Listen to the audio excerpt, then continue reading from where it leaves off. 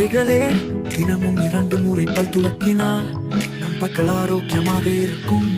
பல்வலி வராது, புன்னகையும் அழகாக இருக்கும். சாப்பிடுவதற்கு முன் கைகளை சுத்தமாக கழுவ வேண்டும். இதனால் நோய்கள் வராமல் தடுக்க முடியும்.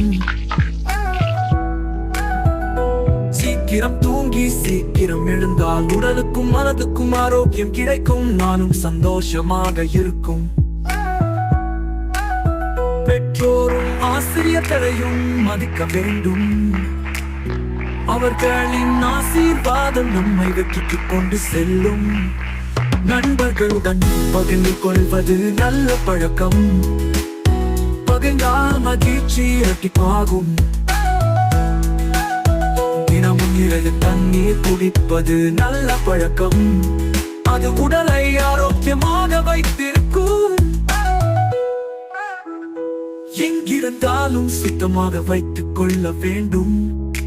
குப்பையை தொட்டியில் போட்டால் சுற்றுச்சூழலும் நம்மும் சுத்தமாக இருப்போம். பள்ளி வேலைகளை நேரத்துக்கு செய்தால் நம்முடைய அறிவும் அதிகரிக்கும். ஆசிரியர்களும் மகிழ்ச்சி அடைவார்கள்.